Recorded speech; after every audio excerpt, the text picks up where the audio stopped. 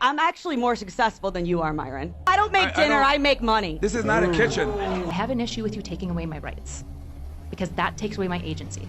Well, a lot of times we have to take your agency away so you make the right decisions. Women love guys that can tell them that they're dumb and shut up and to be assertive. But No, they don't. I disagree though. I've been in a lot of relationships where we handle the conflict. Okay, where are those guys now? The reality is women are attracted to men that are better than them. That's how it is. Now you have to fight with all of science and data. Welcome back to Rattlesnake TV, guys. In this video, we are going to be watching Myron Gaines take on some feminists on Tim Pool's new culture war debate setting, which is, by the way, a fine setting for content, and I'm enjoying it a lot. If you guys haven't checked out Tim Pool's recent culture war episodes, make sure to do that. But anyway, some very interesting points brought up in this in terms of the dating market and in terms of relationship dynamics and feminism. So with that, let's get into the first bit. If these girls are being extra picky, kind of like you're saying, then why are they also hoes at the same time? Ah, good question. You see what I'm saying? Yeah, Because a lot of them are hoes. So when I say that they're hoes, what I mean is they have promiscuous type behavior. I mean, they're still, having sex with a smaller portion of the men, but they're still getting a high body count because there's a lot of these guys. So what ends up happening is a lot of girls end up being Eskimo sisters with a lot of other women because they're all smashing the same, minority of men. And this gets, especially in major cities, like in Miami, for example, right? Like the girls that are going out and doing things and whatever, they're hooking up with the same small percentage of guys all the time. I never thought about that. Right? I mean, obviously that's a hyper, analyzed portion of it, but in general, Well, to ask the women, do women have too high of expectations for men, and are they hoes? If they are, who cares? I would say no. I would say I enjoy being a member of society. I like being able to vote. I like being able to have a bank account. And it's so crazy that I'm also a mother at the same time with a husband who loves me and is able to handle the fact that I'm my own person. Well, I think Kat makes actually a good point, though, Myron. Is it that bad if a girl has a job and a college education? A driven woman, let's say she's driven to do more than just be a mom. Why is that demonized, I guess, in your opinion? Well, look, I don't have a problem with women, aspiring to go to school and everything else like that. My thing is I think we just need to be honest with them. If you're going to go ahead and pursue a career and higher education, your chances of finding a man are going to drop off precipitously because your standards go up as you increase your income, your status. Because women are hypergamous. They're not like us. When we get status and money, our standards stay fairly the same, or we just want a hotter girl. But when women increase their status, they want a guy on their level financially, mentally, etc. So we just need to be honest with women is the more successful you become, the likelihood of you finding a guy drop off. There's a really That was not the case for me. I'm actually more successful than you are, Myron. Oh, wow. Shots fired. Well, to be fair, and I have a baby. Do you have a baby? It's funny to me? I looked around, I didn't see a stove, so I don't know why this woman's here not talking. Yeah. I thought we were... I don't make dinner, I make money. This is not a kitchen. This is not a kitchen somehow. Some woman is talking. I don't know. This isn't a kitchen, but she's talking. So I thought that Myron's points were completely reasonable there. We know that women date hypergamously, meaning that they date across and up the socioeconomic hierarchy. And no one's saying that there's anything wrong with women having other interests and hobbies and women wanting to be educated. But the reality of this situation is that they have to accept that the further they go into higher education and into the corporate world, for example, the smaller their dating pool is going to be. Because as they go up, there are going to be less and less men above them. And this woman got so emotional here and started spurging out, saying, Myron, you're wrong because I earn more than you. I'm actually more successful than you are, Myron. Well, first of all, I doubt that. Second of all, they're not dating, so it's just an irrelevant thing to say. And thirdly, I did some research into her, and actually, she's not just proving him right. She's a walking, talking embodiment of exactly what they talk about on these shows. This article talks about who is Kat Timpf's husband. According to his LinkedIn page, Frishkia also has a master's degree from Indiana University and is currently an investment banker. They met on Raya. Raya is a dating app for high-status individuals. During an interview with Bill Maher on his podcast Club Random, Timpf elaborated more, saying he works in finance, he's from a great family, he went to boarding school. This guy sounds like he's pretty well-to-do. And good for her. She managed to have her career and then find a guy who is equal or above her in the socioeconomic hierarchy. But even though she was able to do it, this is becoming more and more rare for women who get above 30. Plus, Myron makes a really good point that it's actually just not a kitchen that they're in. So why she's talking and why she's even there, I'm just not too sure. Anyways, guys, before we move on, I have to tell you about the sponsor of today's video, Black Forest. Did you guys know stem cells are like tiny repair crews in your body? They go out and fix what needs repairing, but here's the wild part. In the US, most stem cell therapies are actually illegal. Not because they're unsafe, but because they actually work too well, which threatens big pharma's profits. Imagine healing your knees, fixing your back, or recovering from surgery without pills, insurance, or endless doctor visits. That's bad for business. So instead, the FDA blocks them. So people are forced to go overseas paying up to $50,000 for a single stem cell injection. But here's what most of these people don't know. High flavanol cocoa powder can naturally boost your own stem cell activity. Studies show that it helps stem cells flow from your bone marrow into your blood, and Harvard scientist Dr. William Lee backs this up. Studies have been done to show that the flavanols in cocoa stimulate stem cells to come out of your bone marrow like bees in a beehive in your bloodstream, and they go out and they find wherever it needs to be repaired. If it's in your heart, they'll fix it. If it's in your liver, they'll fix it. If it's in your skin, they'll fix it. And so we can eat foods like high flavanol cocoa in order to be able to actually get the stem cells to work a little bit better. Now, flavanols are usually destroyed during the chocolate making process, but Black Forest created the first ever high flavanol cocoa powder. Only 20 calories, packed with everything your body actually needs. I mix it with my coffee every morning and it tastes amazing. This isn't your average cocoa, it's a stem cell power up. And for the next 48 hours, you get a whopping 40% off your order. All you gotta do is hit those links below, pinned in the top of the comments and in the bio. With that, let's get back to the clips. I want to bring it back to feminism because I want to answer the question. I think feminism is a key component in relationship breakdown. There was a story several years ago where in New York, women in their 30s could not find men who made as much or more than they did. And it was like a shock to the system. All these writers, these are female writers for various opinion outlets saying, why can't we find good men? And it's, because they weren't attracted to guys who made less, and they didn't want to be with younger guys. So the guys who were the same age as them, who made $50,000 a year, were like, I can date a 24-year-old woman, somebody who wants to have a family and is younger. So guys are aiming for younger women, but women are being told to get jobs and have careers. But you mentioned guys aren't stepping up. I think this creates an inverse problem where for young men, they're either struggling to date because younger women can date older guys through dating apps, or women, why buy the cow when you get the milk for free? If you know what I mean. Like you can have sex without like commitment. These guys who are young are like, I don't need a job, I don't need status, because if I go to the club and spend $15 on booze, I get laid.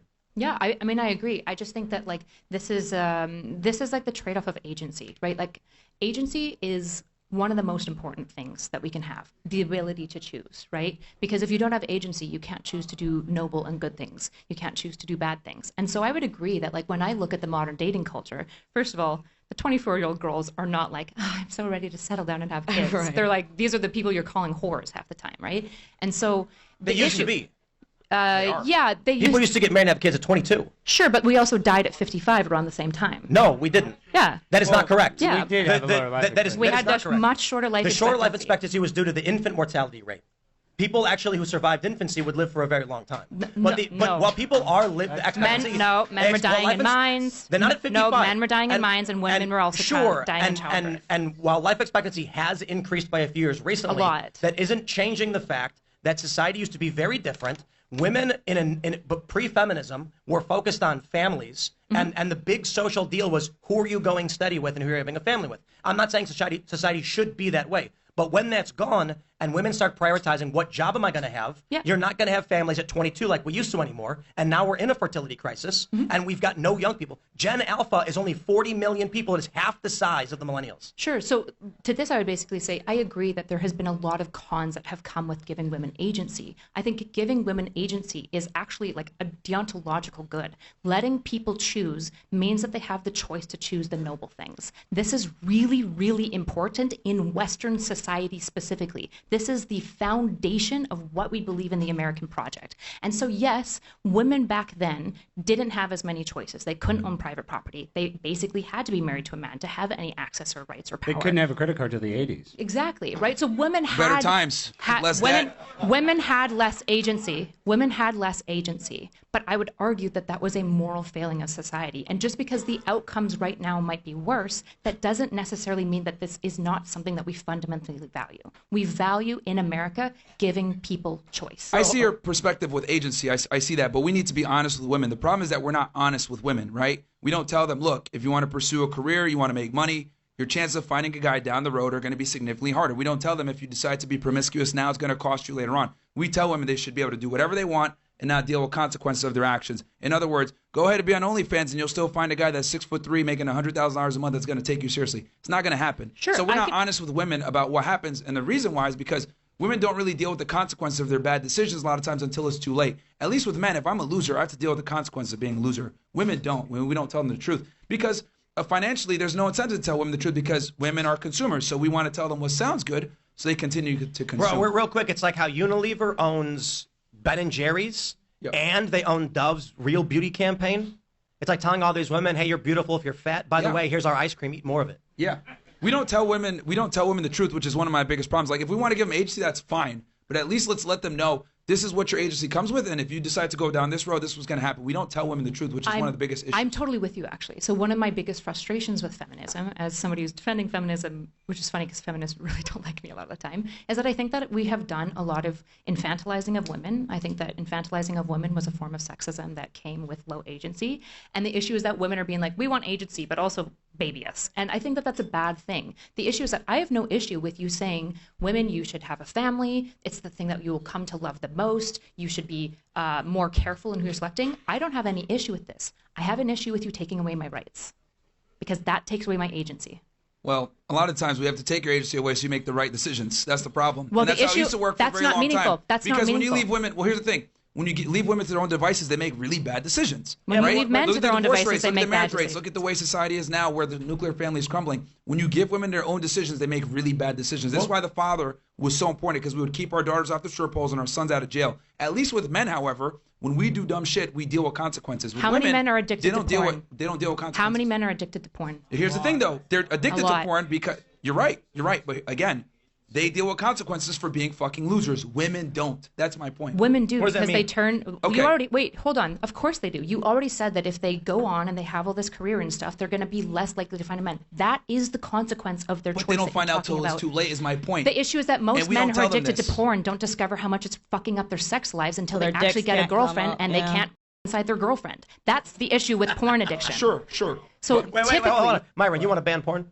Do I? Man. It has a lot of, dude, I'm very close to, yeah. You want the nanny state, guys. I think it needs to be regulated in a way. I think we need to regulate it. You want to ban porn? I think it's a problem. No. You don't. But what about all those problems you just named? Again, I don't want to ban drugs, even though drugs cause addiction a lot of time. I want people to make choices, and I want there to be off-ramps for bad choices as much as possible. But at the end of the day, I want people to make a noble choice. If I sit my kid down, hold on. If I sit my kid down and I say carrots or broccoli, and they choose carrots, I'm not going to be like, wow, my kid's picking healthy food. No, they were forced to the correct action by necessity. I don't want that. What if you had ice cream to that?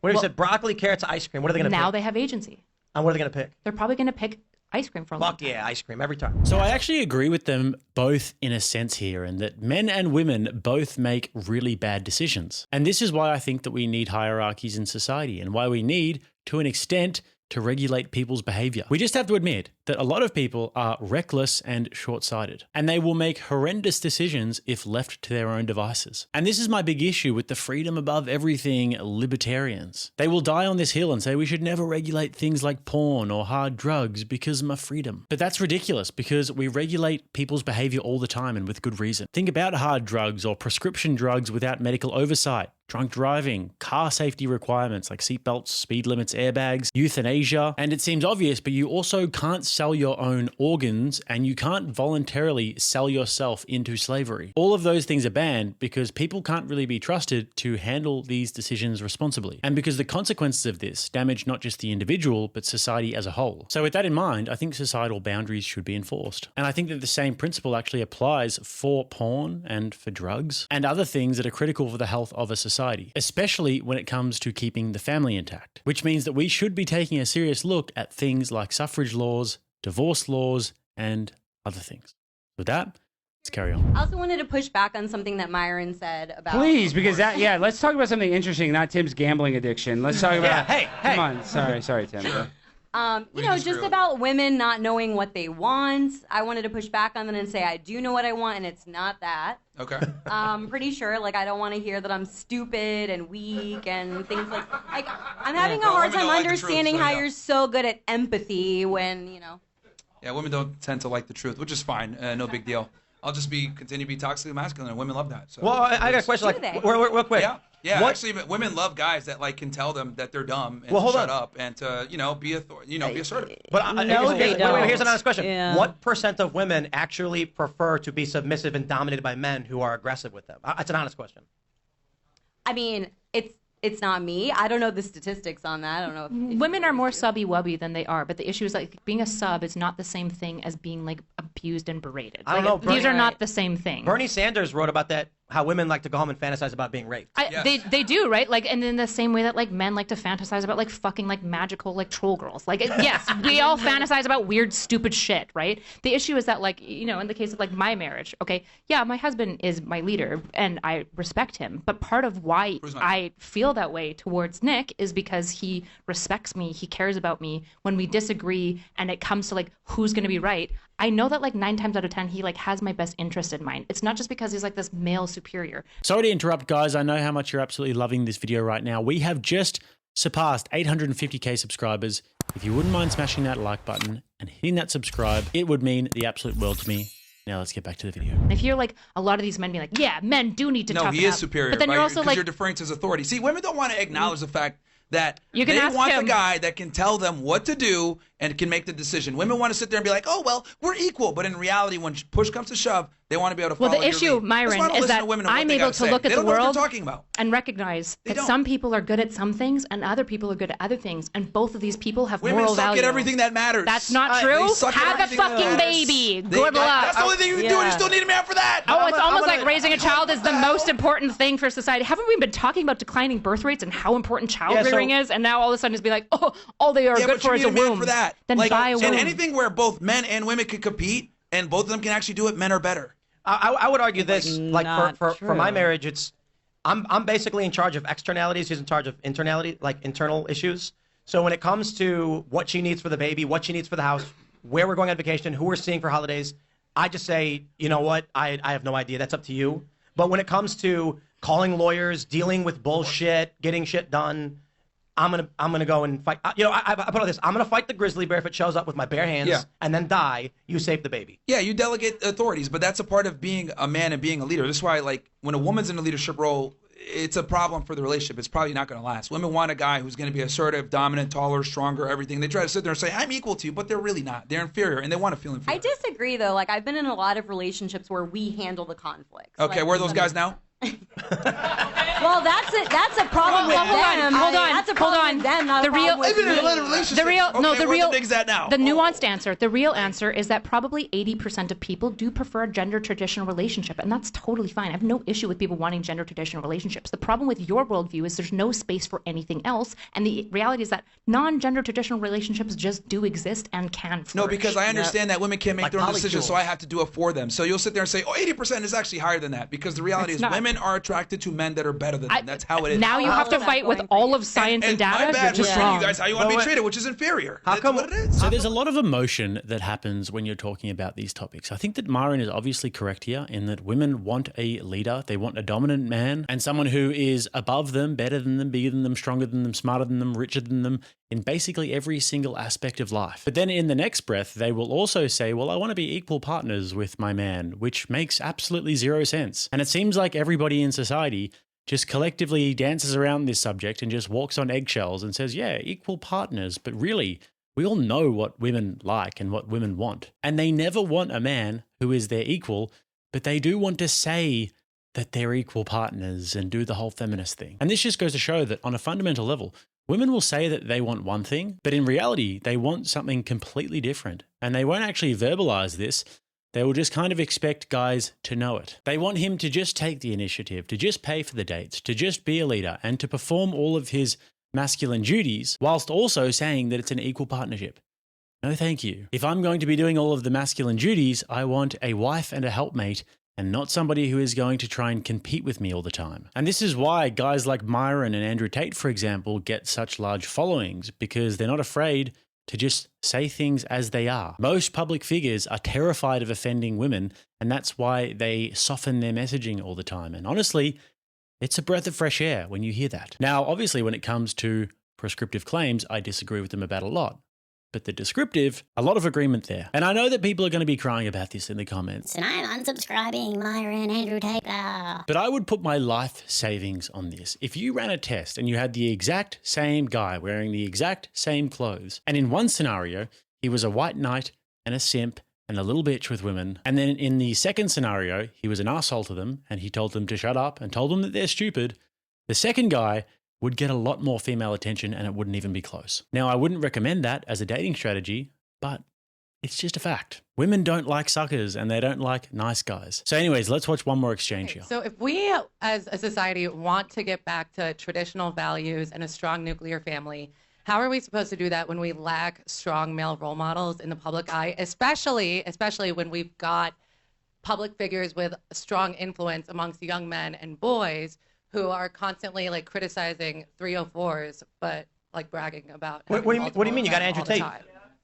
No, but we've also got Myron Gaines. Let's see what Myron has to say. What do you got, Myron?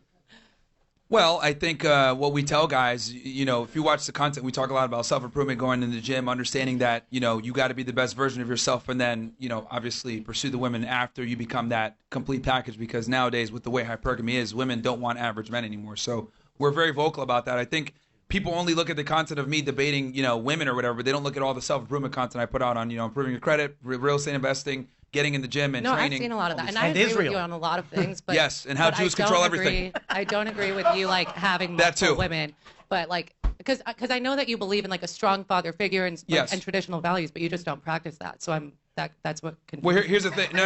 Well, here's the thing.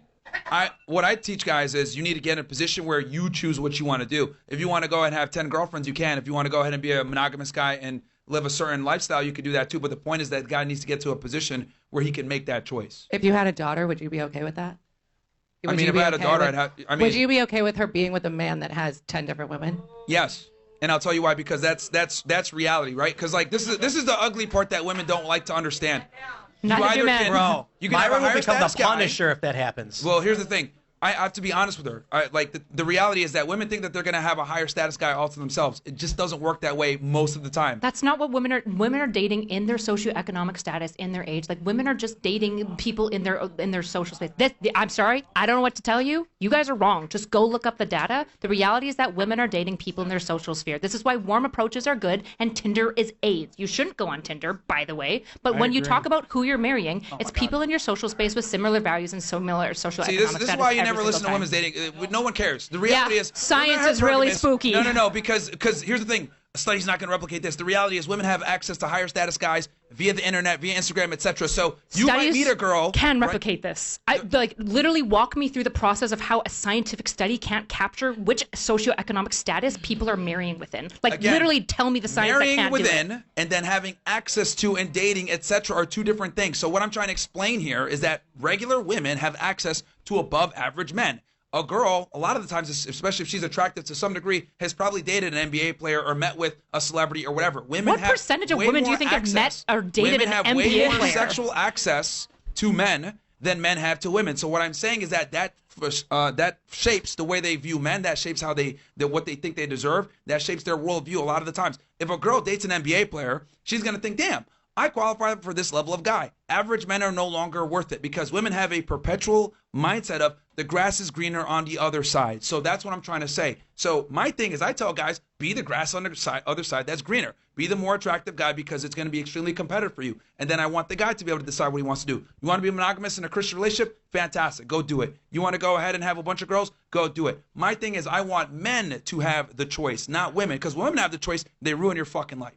So obviously I disagree with the polygyny thing completely. I think that's a terrible societal prescription. But in terms of hypergamy, like we spoke about before, Myron is absolutely correct about this. And here's why this is such a big problem. If you think about it, in the 1950s and 60s, women didn't have access to social media and dating apps, and they weren't being constantly bombarded with male attention. But these days, they have got those sorts of things. And these days, culturally, we have a lot less decency. So you get these cute, good-looking women who go on social media from a pretty young age and they get bombarded with male attention because they posted a few raunchy photos. Or even if they don't post those sorts of things, they will still get a lot of male attention. And then they have access to dating apps where they have hundreds and hundreds of men swiping right on them and just desperately vying for their attention. There's a complete imbalance when it comes to these dating apps. And oftentimes these women will mistake attention for retention. Who is giving them sexual attention and who is trying to retain them? Do they want to have sex with them or do they want to make them their girlfriend or wife? Most of the time,